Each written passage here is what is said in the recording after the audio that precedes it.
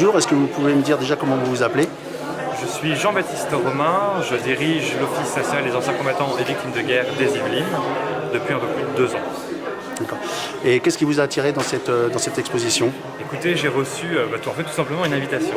Une invitation du président de votre association, donc qui m'annonçait ce qui se passait ce week-end, en me disant que le colonel Courdès, qui est un personnage que j'admire et que j'aime beaucoup, serait présent, que lundi il y aurait une conférence avec Madame Riols, qui est une femme absolument charmante sur la SEI.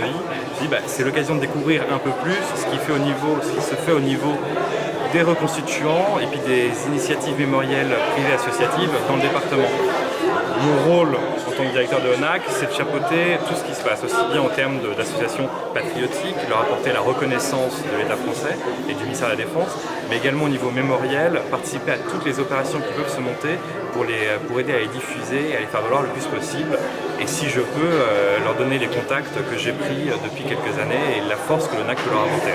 D'accord. Et le fait d'avoir dans cette exposition un vétéran comme M. Bernard Dargols qui a débarqué à Omaha Beach, je pense que ça doit vous faire, en tant que président de l'ONAC, ça doit vous faire quelque chose quand même. Écoutez, c'est assez extraordinaire. C'est vrai qu'on a encore la chance en tant que directeur de rencontrer pas mal de témoins, mais ça s'amenuise et je pense qu'on rencontre clairement les derniers. C'est pour ça que le 70e anniversaire de la Seconde Guerre avait autant d'importance. Et là, rencontrer ce GI français aujourd'hui, que je n'avais jamais vu en chair et en os, c'est extraordinaire. Et c'est le seul moyen de faire vraiment passer le bon message et le message de générations futures.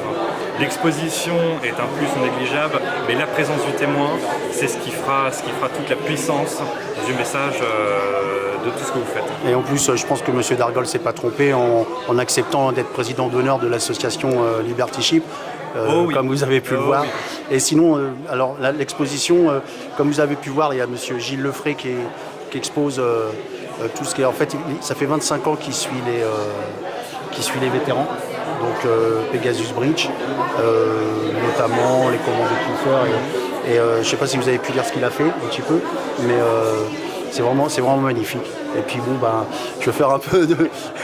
Et il y a mes photos. Il y a photos qui sont assez extraordinaires, je trouve notamment que les photos de bunker. Les photos de bunker. Les photos de bunker sont superbes. C'est gentil. C'est le type de photo que chaque directeur de l'ONAC devrait avoir dans son bureau encadré, parce que ça fait une véritable projection et c'est le seul moyen toujours de toucher du doigt ce qui s'est passé il y a 70 ans. C'est gentil, merci de nous avoir accueillis.